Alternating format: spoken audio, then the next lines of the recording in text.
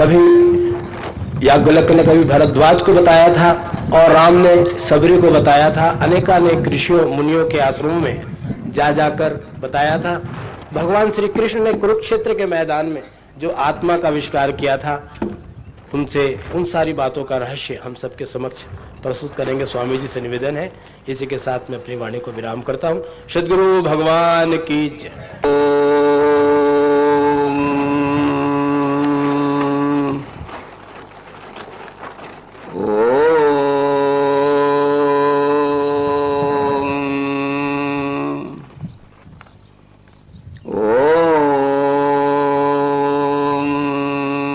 तत्सत। उपस्थित सभी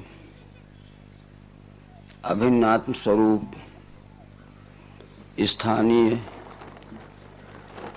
अमरकंटक के जो भाई बहन यहाँ उपस्थित हैं एवं क्षेत्रीय ग्रामों से विभिन्न प्रांतों से भी आए हुए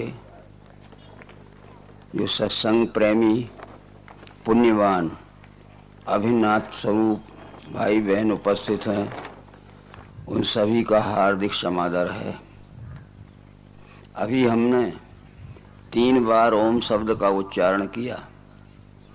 वेद के एक अध्याय का नाम ऐत्रेय उपनिषद है। ऐत्रेय उपनिषद में लिखा है कि ओम इति ब्रह्म।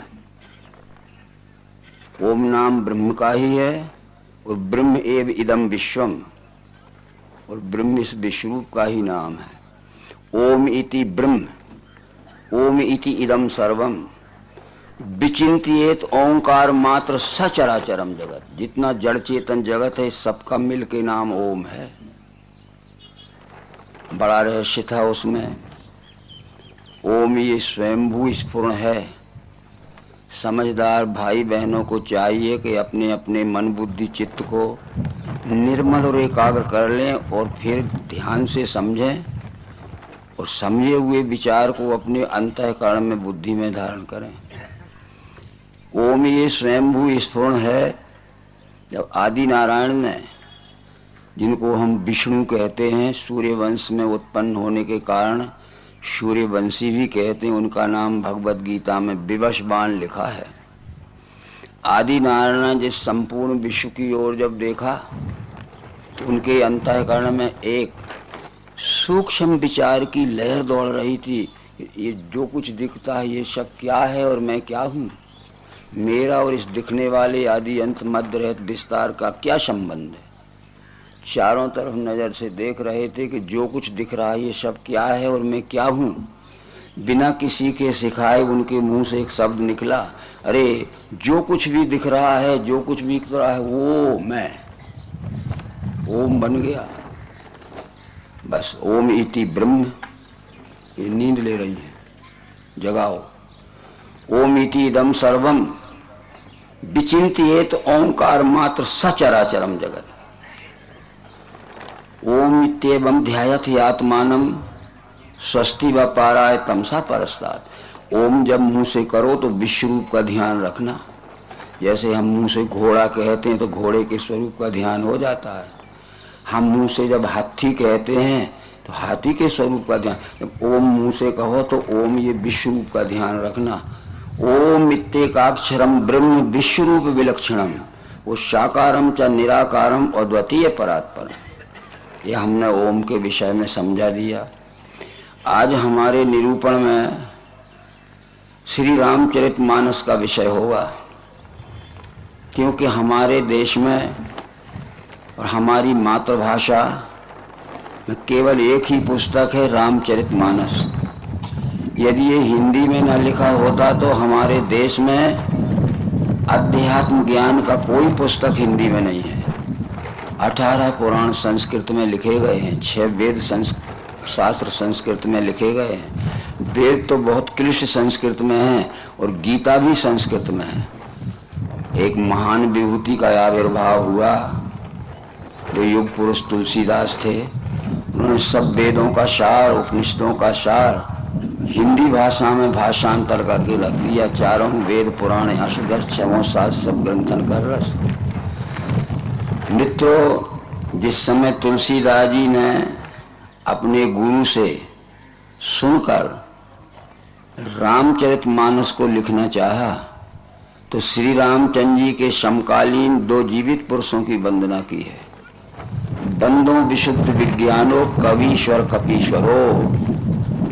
मैं विशुद्ध विज्ञान स्वरूप कवीश्वर वाल्मीकि की वंदना करता हूँ, कपीश्वर हनुमान की वंदना करता हूँ।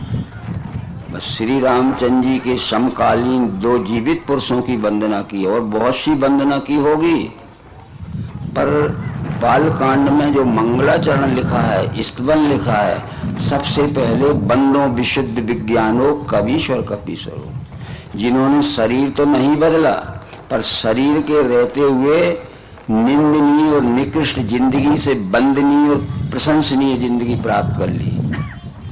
इनके जीवनी के विषय में हम देखें, जब हनुमान जी को सुग्रीव ने भेजा, सुग्रीव के साथ मारुति भक्त हनुमान ऋषिमुख पहाड़ की गुफा में बाली के डर से छुप के रह रहे थे। सुग्रीव ने देखा कि हमारे पहाड़ की तरफ 2 जवान और बलवान व्यक्ति आ रहे हैं, जाओ देखो इनका भेद लो। यदि वाली ने इनको भेजा हो तो दूर से इशारा कर देना, ये पहाड़ छोड़ के हमें भागना पड़ेगा। पठवा वाली होए मन मैला, भागो तुरंत तजो यशेला। हनुमान गए थे। श्री रामचंद्र जी के हनुमान की आपस में भेंट हुई थी और बातचीत हुई थी, कुछ ज्ञान की चर्चा हुई थी। इस बीच में श्री रामचंद्र जी ने हनुमान को दिव्य दृष्टि दे दी। किष्किंधा कांड के 3रे दोहे में लिखा है कि सो अनन्य जाके अश्मति नटरे हनुमंत और मैं सेवक सचराचर रूप स्वामी भगवंत। अनन्य भक्त उसे कहते हैं, अगर हमारे में से किसी भाइयों को बहनों को अनन्य भक्त बनना है, अनन्य भक्त उसे कहते हैं जिसकी बुद्धि में यह ज्ञान पक्का बैठ जाना चाहिए कि मैं सेवक सचराचर रूप स्वामी भगवंत। मैं सेवक हूँ, जितना जड़ चेतन और चराचर सृष्टि के रूप में सारा जगत दिख रहा है, यह हमारा स्वामी परमात्मा है। ये ज्ञान रामचंद्र जी ने हनुमान को दे दिया। एक ही बार में हनुमान की बुद्धि में बैठ गया बस। और रामचंद्र जी ने पूछा भी वाल्मीकि रामायण में कि तुम क्या समझे मैंने ज्ञान दिया? तो हनुमान ने कहा कि मैं शब्द से समझ गया, पूरा का पूरा समझ गया। बोले मुझे बतलाओ क्या समझे, जैसे हम भी आपसे पूछेंगे कि हम घंटा भर बोले क्या समझे, तो कुछ तो बताना पड़ेगा। हनुमान ने कहा कि मैं पूरा समझ गया, एक एक शब्द समझ गया। तो बोले समझ गए तो बताओ। हनुमान कहते हैं देह बुद्ध्वा तु दासो हम, जीव बुद्ध्वा तु अंशकम, वस्तु तस्तु तदेव हम इतने निश्चिता मता। शरीर दृष्टि से पूछते हो तो आज ही आपका अनन्य भक्त बन गया। अजमा लेना चाहे जब, ये तन ये मन ये धन से आपका ही अनन्य भक्त बन गया। और जीव बुद्धि से पूछते हो तो जीव बुद्ध्वा तु अंशकम, आप मेरे अंशी हो, स्वामी हो, और मैं आपका अंश हूँ, ईश्वर अंश जीव अविनाशी। और वस्तुतः तदेव हम, सचमुच में पूछते हो तो एक ही हो गए, अनन्य हो गए, अन्यानी नहीं, अन्य यानी दूसरा नहीं रहे, हम एक हो गए। ये उत्तर दे दिया हनुमान। अब प्रसंग आता है कि श्री मारुति भक्त हनुमान जब देवी सीता जी का अपहरण हो गया तो समुद्र पार करके लंका में प्रवेश कर गए। मंदिर मंदिर प्रतिकर शोधा, देखे जहां था अगणित योधा। गयौ दशानन मंदिर माही, अति विचित्र कह जात सो नाही। शयन किए देखा कपिते ही, मंदिर में न दीख वैदेही। लंका का घर घर छान डाला, मंदिर मंदिर प्रतिकर शोधा, कमरा भी नहीं बचा कि कहीं रावण ने सीता को लुका तो नहीं दी है। और आधी रात के समय जहां हजारों हथियारबंद सैनिक पहरा लगा रहे थे चारों तरफ, आधी रात के समय रावण के राजमहल में भी घुस गया, जहाँ चिड़ियां भी नहीं घुस सकती थी। गयहु दशानन मंदिर माही अति विचित्र कह जात सुनाही। और शयन किए देखा कपिते ही मंदिर में न दीख वैदेही। रावण को अकेला सोते हुए देखा हनुमान ने, देवी सीता नहीं थी। हनुमान निराश हो गया, अब सीता मिलने वाली नहीं है। रावण ने बहुत कष्ट दिए होंगे और कष्ट सहन नहीं हुए होंगे तो आत्महत्या कर ली होगी, अथवा रावण की बात ना मानी होगी तो रावण ने मार काट के फेंक दिया। निराश हो गया, अब देवी सीता मिलने वाली नहीं है। निकल के बाहर आया, रास्ते में विभीषण से भेंट हो गई। विभीषण ने कहा कि हनुमान निराश मत हो, अभी देवी सीता जीवित है।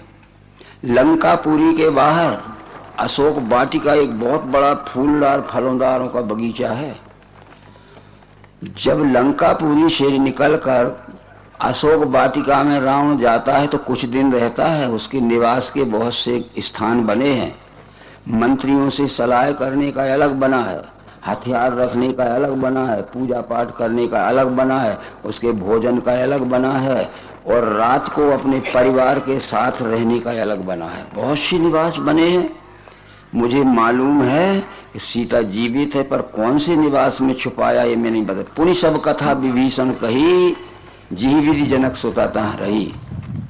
सब कथा विभीषण ने सुना दी कि पूरी सब कथा विभीषण कही, जी विधि जनक सुता रही। बहुत कष्ट में सीता रह रही पर जीवित है।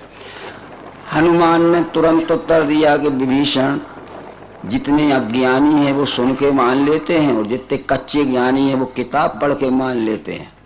मैं तो आंख से देख के मानूंगा, जितने विज्ञानी हैं वो आंख से देख के मानते हैं। पूरी सब कथा विभीषण कही, जीवित जनक सुता रही। तब हनुमंत कहा, सुन भ्राता देखा चाहो जानकी माता। तुम कहते हो जीवित है, क्या भरोसा, सुनी बात झूठी हो सकती है। जो सुन के मानते हैं वो अज्ञानी हैं, और जो किताब पढ़ के मानते हैं वे कच्चे ज्ञानी, जो आंख से देख के मानते वो पक्के ज्ञानी हैं। क्योंकि हनुमान को विज्ञान प्राप्त हो गया था। ये पवन तनय बल पवन समाना, बुद्धि विवेक विज्ञान ने जाना। और विज्ञान दृष्टि, दिव्य दृष्टि राम ने हनुमान को दे दी थी किष्किंधा कांड में। जितने विज्ञानी होते वो देख कर मानते हैं, कच्चे ज्ञानी होते वो किताब पढ़ के मान लेते, ये अज्ञानी होते वो सुन के मान लेते हैं।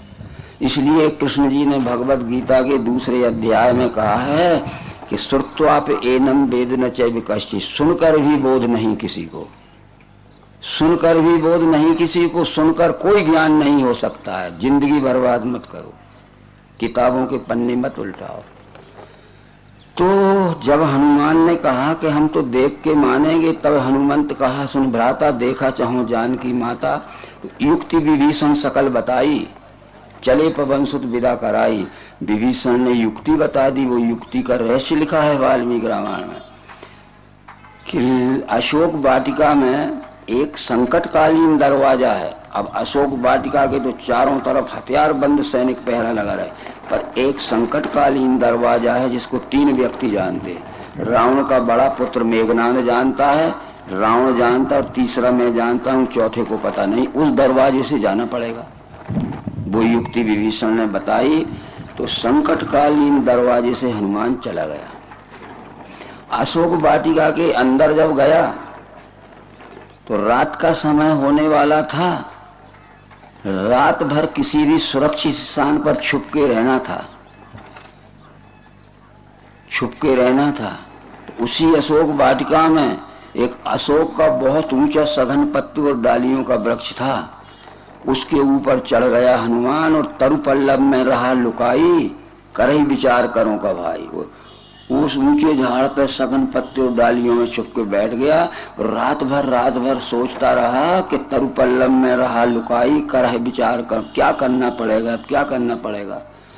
जब सवेरे का पहर हुआ तो वाल्मीकि रामायण के सुंदर कांड के 18वें सर्ग के पहले श्लोक में लिखते हैं कि जब सवेरे का पहर हुआ तो जो झाड़ पर ऊंचे पत्तों और डालियों में छुप के बैठे थे हनुमान, अग्निहोत्र वेद पाठ राक्षसा नाम गृह गृह, पर दया धर्म सदाचार राक्षसा नाम न विद्रे। लंका में राक्षसों के घर घर वेदों के पाठ हो रहा है और घर घर यज्ञ का धुआं उड़ रहा है। हनुमान ने सोचा ये राक्षस भी वेद पढ़ते हैं और राक्षस भी स्वाहा स्वाहा के बड़े बड़े यज्ञ कर रहे हैं, पर ये नंबर 1 के कुकर्मी हैं, ठग हैं, भ्रष्टाचारी हैं, व्यभिचारी, दुष्टाचारी हैं। तो हम लोग भी वेद पढ़ें और यज्ञ करें और हमारा कुकर्म न छूटे तो राक्षसों में और हमारे में क्या अंतर? बोलो, पढ़ लीजिए वाल्मीकि रामायण के सुंदर कांड के 18वें सर्ग के पहले श्लोक में लिखा है कि षडांग वेदों का पाठ हो रहा था और यज्ञों के धुआं उड़ रहे थे। अग्निहोत्र वेद पाठ राक्षसा नाम गृह गिरे, पर दया धर्म सदाचार राक्षसा नाम नहीं। बड़ा आश्चर्य लगेगा हनुमान को, बड़ा आश्चर्य लगा। ये राक्षस भी वेद पढ़ते हैं, राक्षस भी यज्ञ करते, पर ये दुष्टाचारी हैं, व्यभिचारी हैं, अनेक प्रकार के कुकर्मी हैं। हम भी वेद पढ़ें, गीता पढ़ें, रामायण पढ़ें और हम भी खूब यज्ञ करें स्वाहा के, पर हमारा कुकर्म ना छूटे तो राक्षसों में हमारे में क्या अंतर? हम धार्मिक किताबें इसलिए पढ़ते हैं या तत्वदर्शी पुरुषों का सत्संग इसलिए करते हैं कि दुराचार से छूटकर हम सदाचार में आ जावें, और हम किताबें पढ़ें और सत्संग करें और धुआं उड़ाएं खूब और हमारा भ्रष्टाचार, दुष्टाचार, व्यभिचार न छूटे। इसलिए आगे बात चलती है। उसी प्रसंग में मारुति भक्त हनुमान ने अपनी जीवनी विभीषण को सुनाई थी जो रामायण में लिखी है। खूब समझ लेना और रामायण घर में रख लेना और फिर पढ़ के देख लेना, विचार से पढ़ना।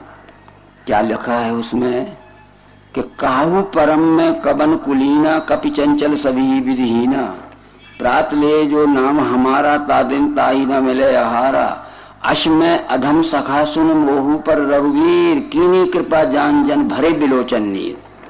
देखो ये लिखा है आज रामायण। हे मित्र विभीषण, मैं ऊंचे कुल का नहीं हूं, ऊंचे जात का नहीं हूं। रामायण पढ़ लेना एक बार। कहू परम में कवन कुलीना, कपि चंचल सभी विधिहीना, हम वन में रहने वाले बंचर से सब प्रकार से नीच वृत्ति के थे, और प्रात लिए जो नाम हमारा, तादिन ताई न मिले आहारा। अगर सवेरे हमारा कोई नाम ले देता था, इस परिसर में हनुमान को घूमते देखा है तो लोग इतने डरते थे कि भूखे प्यासे घर में बैठे रहते थे, निकलते नहीं थे कि निकलेंगे और देखेगा तो पटक मारेगा, हड्डी पसली तोड़ देगा। प्रात लिए जो नाम हमारा, तादिन ताई न मिले आहारा, अश्मे अधम सखा सुन। हे विभीषण में अधम था पर मोह पर रघुवीर कीनी कृपा। जब श्री रामचंद्र जी ने मेरे ऊपर कृपा कर दी तो आज मैं प्रातः स्मरणीय हो गया। मेरी निकृष्ट और निंदनीय जीवन बदल गई और प्रशंसनीय और वंदनीय जीवन आ गया। बन्नो पवन कुमार खलवन पावक ज्ञान।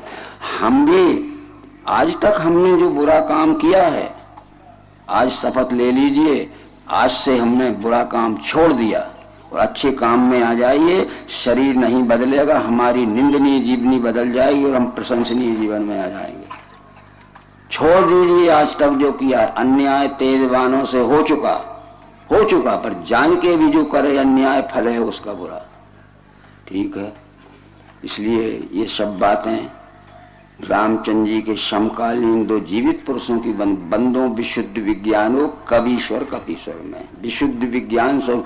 अब एक बात सोचना कि विज्ञानी तो यहाँ 70% बैठे होंगे, पर विशुद्ध विज्ञानी कौन है ये सोच ले अपनी तरफ से।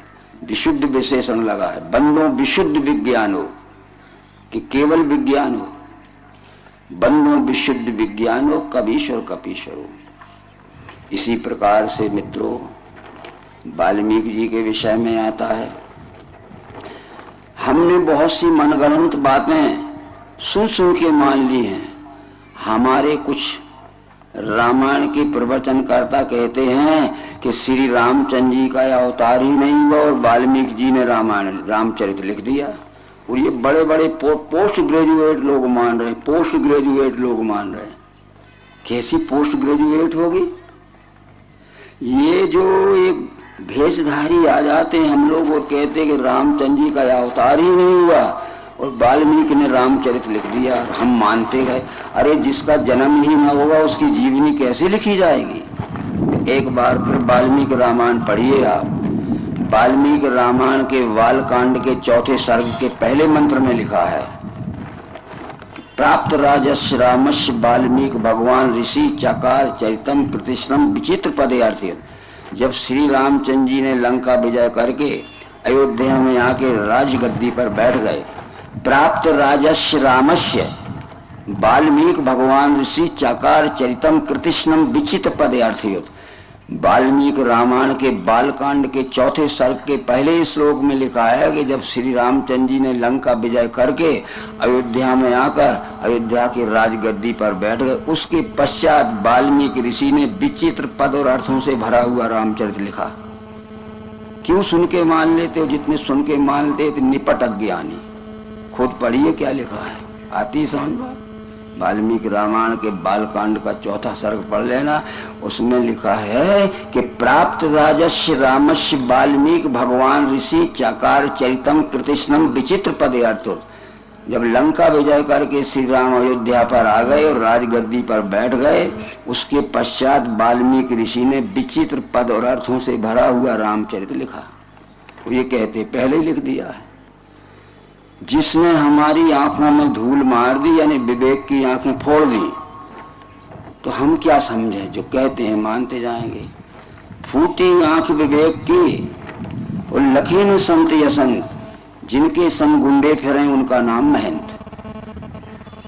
जब हमारी समझदारी ही खत्म हो गई तो फिर संत की क्या पहचान हुई? संत विशुद्ध मिले जब ते ही, वहां भी विशुद्ध शब्द लगा हुआ। संत विशुद्ध मिले जब ते ही, राम कृपा कर चित में जय। विशुद्ध संत जो रहते हैं वो वास्तव में ज्ञान गुण के संत रहते हैं, और अशुद्ध संत रहते हैं जो ठग रहते हैं, वे पोशाक के संत रहते हैं। इसलिए फिर रामायण में एक प्रसंग आता है, क्या आता है कि लख सुभेश जग बंचक जेऊ, भेष प्रताप पूजियत तेऊ, उग्र अंत न होए निबाहु, काल ने मिजी रावण राहु। जब देवी सीता का अपहरण करने गया तो रावण संत बन के गया था। वो पोशाक का संत था, वो ज्ञान गुण का संत है। लख सुभेश जग बंचक जेऊ, जो भेष तो धारण किया है पर संसार को ठगने वाले लोग हैं, उनके भेष में हम फंस जाते हैं। लख सुभेश जग बंचक जेऊ, भेष प्रताप पूज्य देव। भेष के कारण हम पूजा कर लगते हैं उनकी, उनके ज्ञान को नहीं परख पाए। उग्र ही अंत न होए निबाहु, काल ने मिजमिरा। उनकी अंत में एक दिन पोल खुल जाती है, जैसे रावण की पोल खुल गई, फिर काल नेमी की खुल गई और राहु की खुल गई। पर किए कुवेश साधु सन्मानु, जिमे जग जामबंत हनुमानो। ये जामबंत और हनुमान ये सच्चे संत थे। ये तुलसीदास में किए कुवेश साधु सन्मानु, जिमे जग जामबंत हनुमानो। ये ज्ञान के संत थे हनुमान और जामबंत, और ये भेष के संत थे कालनेमी रावण। ये राम राम तो कहते थे सब, ओम नमो शिवाय तो कहता था ही रावण, पर वो भेष का संत था। इसलिए संत विशुद्ध मिले जब ते ही, ज्ञान राम कृपा कर चित वहीं जे ही। ये तो प्रसंग पूरा हुआ। अब हम वाल्मीकि जी के विषय में बतलाते हैं। जो दो पुरुषों की, जीवित दो पुरुषों की वंदना रामायण के बालकांड में संस्कृत का स्तवन लिखते समय लिखी है। बंदो विशुद्ध विज्ञानो कवीश्वर कपीश्वरो। मैं विशुद्ध विज्ञान स्वरूप कवीश्वर वाल्मीकि की वंदना करता हूं, कपीश्वर हनुमान की। वाल्मीकि एक डाकू था, ये जात का कोली था और जन्म जीव घातकी था, यानी जन्म से ही बड़ा क्रूर था, दुष्ट था, हिंसक था। जिसको मारा मर जाए, कुछ दाए लूट लिया। इसलिए कभी न कभी हमारी जिंदगी में भी एक मौका आता है, पर हम जरा जरा से संग दोष में, गफलत में खो देते हैं बड़े बड़े कीमती सत्संग। हमारे बहुत से भाई इधर उधर टहल रहे होंगे, बहुत सी बहनें अभी घूमती आ रही हैं, वो कोई सोनी मूड मुड़ा को गया था, ये सत्संग छोड़ दिया, गफलत में क्या पीरियड निकल गया। ये टाइम क्लियर रहना चाहिए। तो कुछ ज्ञानी ऋषि मुनियों को जाना था, रास्ता एक ही था और जाना जरूर था। उनसे कहा गया इस रास्ते में कुछ दूर पर जाके एक डाकू रहता है, वो कोली जात का है, बड़ा जन्म से हिंसक क्रूर और दुष्ट है। अब वो तो ज्ञानी जाना ही था, रास्ता एक ही था। वो गए, स्थान बता दिया था, ये डंडा लेके निकल आया वाल्मीकि। तो इन लोगों ने कहा कि रुको, तुम जिस लिए मारते हो ये सब सामान रखा है, इसी के लिए तो मारते हो लूट मार। एक काम करो कि ये सामान अपने घर में ले जाओ और घर में जमा करना। अपने परिवार से, पत्नी बच्चों से पूछना, आज तक तुम्हारे लिए सैकड़ों लोगों को लूटा मारा है, बड़ी दुष्टता से, बड़ी क्रूरता से, बड़ी निर्दयता से। जब इसका फल भोगना पड़ेगा तो तुम सही साथ में रहोगे कि नहीं? उत्तर मिला कि हम क्या जाने आप क्या करते हो। हमने कब कहा था कि लूटो मारो? क्या पेट की भूख मिटाने के लिए हमारे पास के हाथ नहीं है? ये बात लग गई वाल्मीकि को। ये सामान ले जाओ, घर में जमा करना, ये छोड़ के मत जाओ, नहीं तो तुम्हें ये लगेगा कि सामान लेके भाग जाएंगे। सामान भी ले जा, पर इस बात का उत्तर लाना घर से। उत्तर मिल गया कि हम क्या जाने आप क्या करते। हमने कब कहा कि लूटो मारो? क्या पेट की भूख मिटाने के लिए हमारे हाथ नहीं? हम तो खुद कमा खा सकते। लग गई बात, हमें भी लग जाना चाहिए। जिस परिवार के लिए हम नाना प्रकार के छल कपट पाखंड करते हैं और भोगना पड़ेगा हमको। जो करे कर्म पाए फल सोई, काहू न कोई सुख दुख दाता, निज कर कर्म भोग सब भ्राता। ठीक है, उसने कहा मेरा उद्धार कर दो, मेरा उद्धार कर दो। तो वहां एक बात लिखी है, मित्र, एकाग्र मनसा त्रैव मरेति जब सर्वदा। एकाग्र मनसा त्रैव मरेति जब सर्वदा। आज से तुम अपने मन को निर्मल करो, एकाग्र कर, और मरण पर्यंत जिस संसार को तूने लूटा मारा उसकी सेवा में लग जा, तेरी नई जिंदगी शुरू हो जाएगी। इस लोक का गलत अर्थ किया कि उल्टा नाम जपत जग जाना, वाल्मीकि भय ब्रह्म समाना।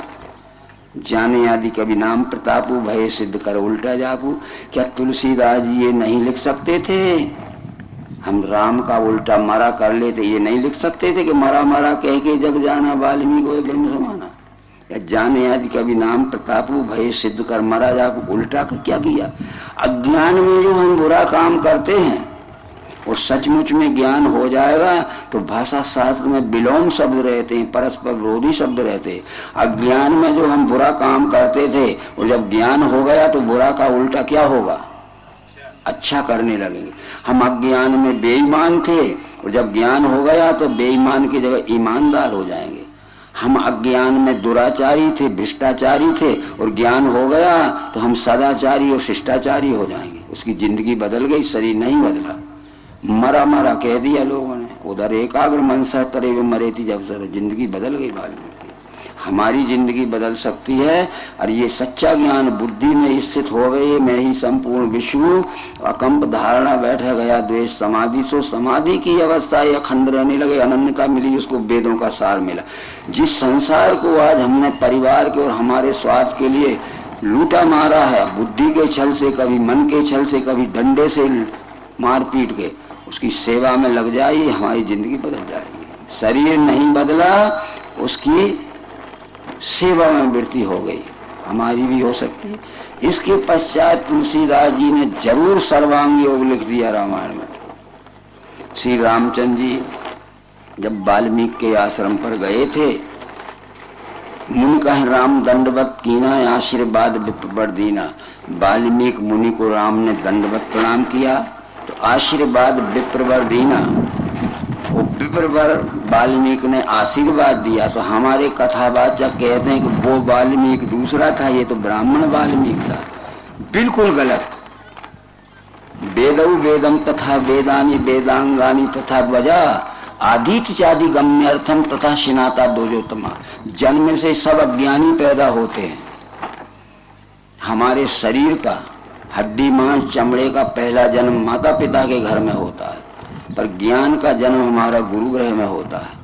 तो पहला जन्म है हमारे शरीर के हड्डी मांस चमड़े का, और दूसरा जन्म होता है हमारा गुरुकुल में गुरु के गए पढ़न रघुराई, अल्पकाल विद्या सवाई।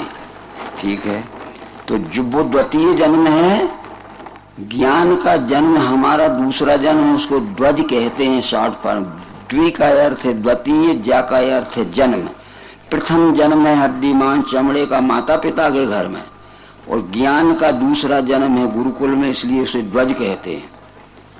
जो ज्ञान हमें प्राप्त हो गया है जब वो ज्ञान हम शब्दों में दूसरे को समझाने लगे तो हम विप्र हो जाते हैं। ये भी विप्र शॉर्ट फॉर्म का सब, बी का अर्थ है विशेष, प्रा का अर्थ है प्रकाश। आदि शंकराचार्य ने इति वेदांत डिमडिमा में लिखा है कि संस्कार ध्वजता देव विप्रत श्रुतिगान से, ब्राह्मण दिव्य दृष्टि से ढोंडी है श्रुति की। हमारे में जब ज्ञान के